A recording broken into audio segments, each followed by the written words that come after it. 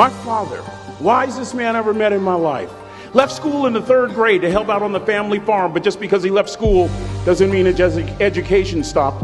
Mark Twain once said, "I've never allowed my schooling to get in the way of my education." My father taught himself how to read, taught himself how to write, decided in the midst of Jim Crowism, as America was breathing the last gasp of the Civil War, my father decided he was going to stand and be a man. Not a black man, not a brown man, not a white man, but a man. He literally challenged himself to be the best that he could all the days of his life. I want to share something with you. The wisest man I ever met in my life never made it past the 3rd grade, impacted tremendously me and my brother. Growing up right here in Vallejo, this was our family. This academy was our backyard. Going on that training ship and getting lost, sneaking into the pool, going to all the different places for nearly 30 years. This was home. And I want to tell you, I know what it takes to get where you are. And I need you to listen to me very carefully. I have 4 degrees. My brother is a judge. We're not the smartest ones in our family. It's a 3rd grade dropout daddy. A 3rd grade dropout daddy who was quoting Michelangelo when he was a cook at Cal Maritime, saying to us, "Boys, I won't have a problem if you aim high and miss, but I'm going to have a real issue if you aim low and hit." A country mother quoting Henry Ford, saying, "If you think you can or if you think you can't, you're right." You see, it takes knowledge and wisdom combined to grow your influence so that you'll make an impact. You'll be a shipmate that others can count on. I learned that from a 3rd grade drop. Simple lessons. Lessons like these. Son, don't judge people. Son, I've worked at Cal Maritime. You know, I've been all over the world. I've seen good and bad in every shade. Don't judge people. The tendency of a person is to walk away from somebody that's different from them. You stay there and you get to know them. Never judge. Then he dropped Jonathan Swift on me, who said vision is the ability to see the invisible. Don't judge. Another lesson from this 3rd grade dropout. Son, you'd rather be an hour early than a minute late. We never knew what time it was at my house because the clocks were always ahead. We were on Cal Maritime. Come on, somebody. Watch this. My father had the breakfast and lunch shift here at the academy. He had to be at work at 5 o'clock. We lived on Louisiana Street, 15 minutes away. My mother said for nearly 30 years, my father left the house at 3:45 in the morning. One day she asked him, "Why, Daddy?" He said, "Maybe one of my boys will catch me in the act of excellence." I want to share 2 things with you. Aristotle said, "You are what you repeatedly do." Therefore, excellence ought to be a habit, not an act. Don't ever forget that.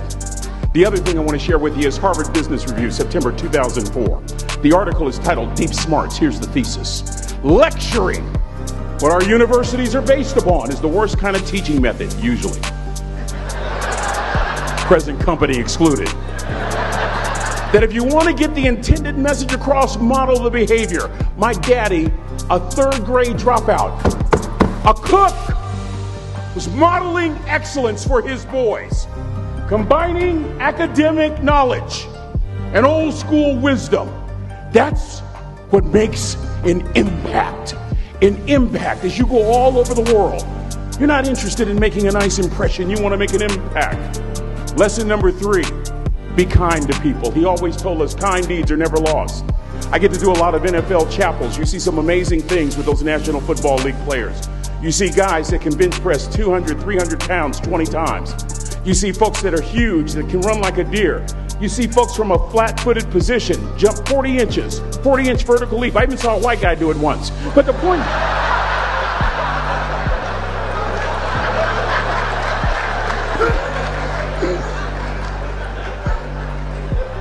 You know what stops me in my tracks? When I see one of those rich folks show kindness. It literally stops the world. George Washington Carver said, "When common people do common things in uncommon ways, they command the attention of the world." I just described your grandmother. I know you're tough. I know you're seaworthy, but always remember to be kind. Always. Don't ever forget that. Never embarrass mama. Yeah.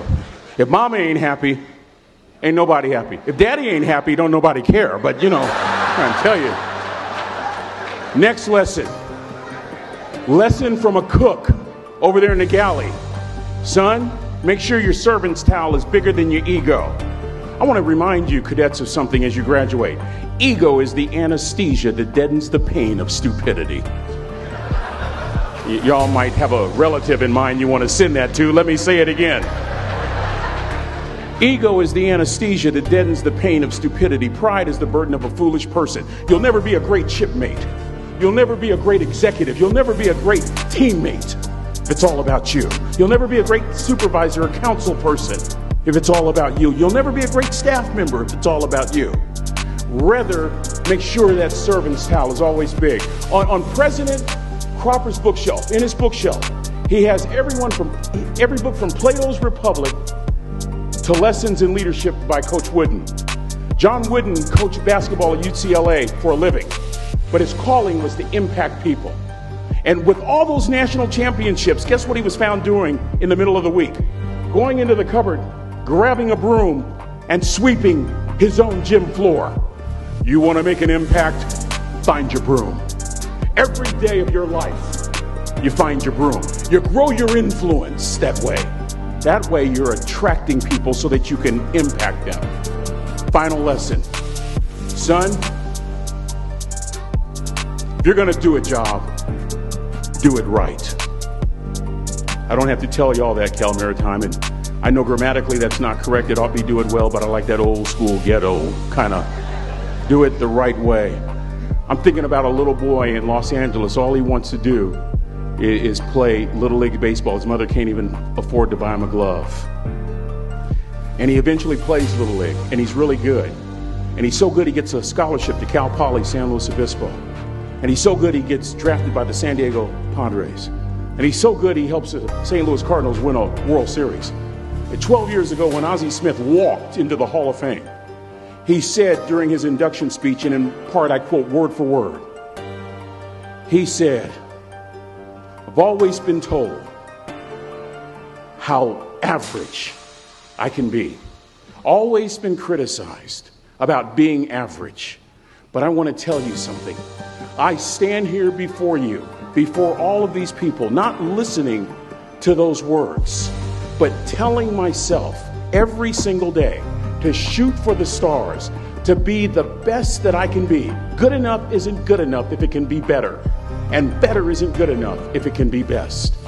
That's the California Maritime way. Good enough isn't good enough if it can be better.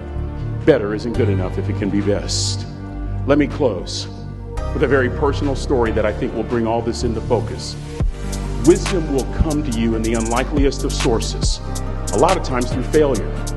When you hit rock bottom, remember this. While you're struggling, rock bottom can also be a great foundation on which to build and on which to grow.